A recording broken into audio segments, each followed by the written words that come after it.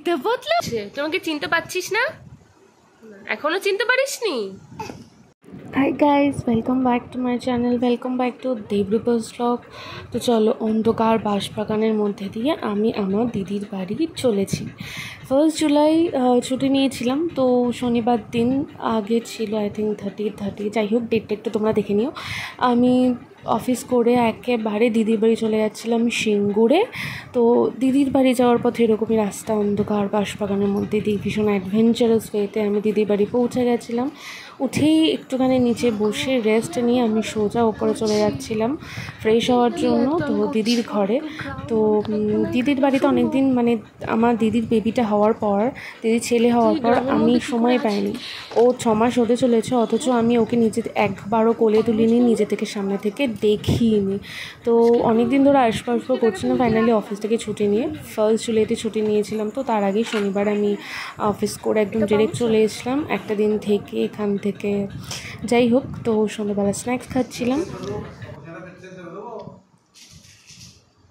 ঘুরে গেছে, দেখছে মাকে, এইভাবে দেখতে পেয়েছে মাকে। দেখুন,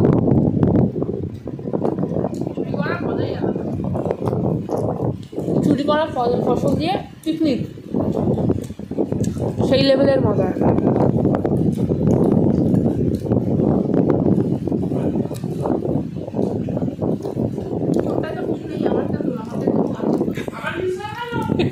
এটা ভর্তি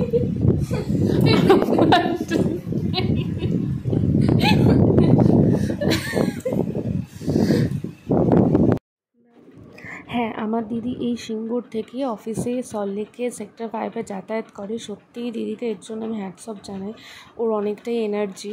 তো প্রেগনেন্ট অবস্থাতেও, প্রায় 9 মান্থ প্রেগনেন্ট অবস্থাতেও এখান থেকে যাতায়াত করেছে। সত্যি মা হওয়া তেমনটাই কঠিন, এবং এত দূর যাতায়াত করেছে, আমি সত্যি মানে অবাক হয়ে যাই কী করে আমার দিদি এতটা করতে পারে।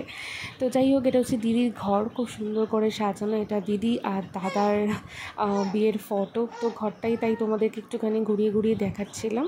ঘরটা বেশ সুন্দর। আর তাছাড়া না, আমার পার্সোনালি ফিল হয়েছে, যদিও সিঙ্গুর অবভিয়াসলি সিঙ্গুর থেকে পাহাড় মানে কোথায়, যাই হোক এইসব লাইনটা অবশ্যই নিউ জলপাইগুড়ি ট্রেন যায় আমি শুনেছিলাম, কিন্তু এই জায়গাটা সকালবেলা উঠে যখন চারিদিকটা দেখছিলাম ভীষণ সুন্দর লাগছিলো, অবভিয়াসলি পলিউশন ফ্রি। আর এই যে দেখো কি সুন্দর রজনীগন্ধার ফুলের গাছ হয়েছে দিদির বাড়িতে, আর গোলাপ ফুলের চারাটাও বেশ সুন্দর লাগছিলো। গোলাপ ফুলটা বেশ সুন্দর করে ফুটেছিল, চারিদিকেই একদম পুরো সবুজ সবুজ, পলিউশন ফ্রি। আর দিদিদের বাড়িটা অ্যাকচুয়ালি সিঙ্গুরের পাশের জায়গাটা মির্জাপুর বাঁকিপুরে, আর সিঙ্গুরটা হচ্ছে তারপরে। আর সকালবেলা উঠে না হঠাৎ করে আমার কেন জানি না মনে হচ্ছিলো এটা একটা পাহাড়ের নিচের জায়গাটা, যেটাকে আমরা ডুয়ার্স অঞ্চল বলি, সেরকম লাগছিলো ফিল। অবভিয়াসলি পাহাড় কোথায় আর সিঙ্গুর কোথায়, যাই হোক। আর দিদির বাড়ির এই জিনিসটা আমার ভীষণ ভালো লেগেছে, সেটা হচ্ছে অ্যাকোয়ারিয়াম, অনেকগুলো মাছ।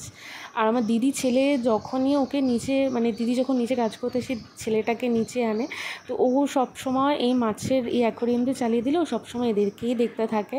তো ওর খেলনা হিসেবে বলতে গেলে এই মাছগুলো, ওর বন্ধু হিসেবে বলতে গেলে এই মাছগুলো, সারাক্ষণ মাছগুলোকে দেখতে থাকে, আর এদিকে দিদি নিজের কাজগুলো মেটায়। তো এই বেবিটাকে রেখে দিদি আবার যে অফিস জয়েন করবে আগস্টে, সেটা প্রচণ্ড একটা চিন্তার বিষয়। এই চিন্তাটা আমাদের সবার মধ্যে রয়ে যাচ্ছে, যে কারণ দিদির ছেলেটা দিদিকে ছাড়া এক মুহূর্ত চেনে না।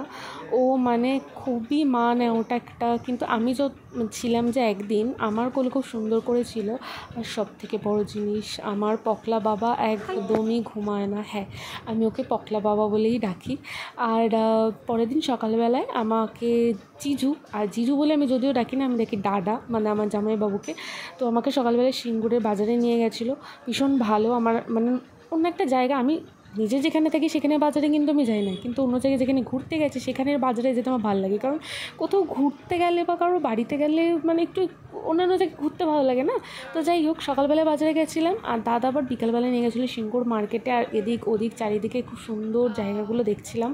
আর এখানে যে জিনিসটা আমার খুব ভালো লেগেছে, যে বাড়িগুলো খুব সুন্দর সুন্দর করে সাজানো। ইভেন এখানে এখনও পর্যন্ত মাটির বাড়ি আছে, যেটা দেখে আমার সত্যিই খুব ভালো লেগেছিলো। আর এই যে পকলা বাবাকে রেখে দিদি তো কাছে যেতেই পারে না, কিন্তু আমি যতক্ষণ ছিলাম তো পকলা বাবা আমার কাছে একটু চুপচাপ থাকতো। তো পকলা বাবাকে আমি একটু ঘুম পাড়াচ্ছিলাম।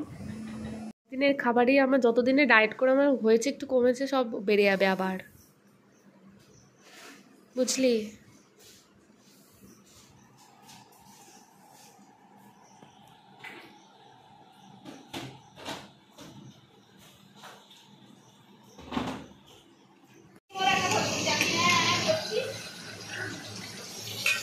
এটা দিয়ে হবে চিকেন চাপ। তারা এখন চিকেন চাপ রান্না করছে।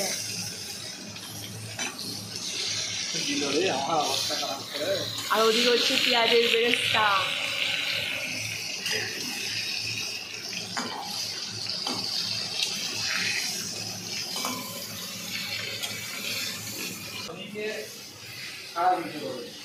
রাঁধুনি খালি গায়ে আছে, তাই রাঁধুনিকে ছাড়াই ভিডিও হচ্ছে। চুপ করে শুয়ে আছে পুকলু, চুপ করে শুয়ে আছে। কি পুকলু, তুমি চুপ করে শুয়ে আছো? হ্যাঁ, কি হলো? আরাম মিলছে? আরাম? হ্যাঁ, আরাম মিলছে? এই যে এটা হচ্ছে আমার জামাইবাবু। জামাইবাবুর ক্লিপসটা আমি যদিও নিতে পারিনি। আর জামাইবাবু কিন্তু সব কিছু রান্না করতে পারে। তো আজকে ডিশে ছিল মাটন বিরিয়ানি আর চিকেন চাপ। তো জামাইবাবু সেটাই রান্না করছিল। আর এদিকে আছে খাসির মাংস, হবে হচ্ছে খাসির মাংসের বিরিয়ানি আর চিকেন চাপ। টুকু, তুমি একটু খাবে? হ্যাঁ, তুমি খাবে? হ্যাঁ।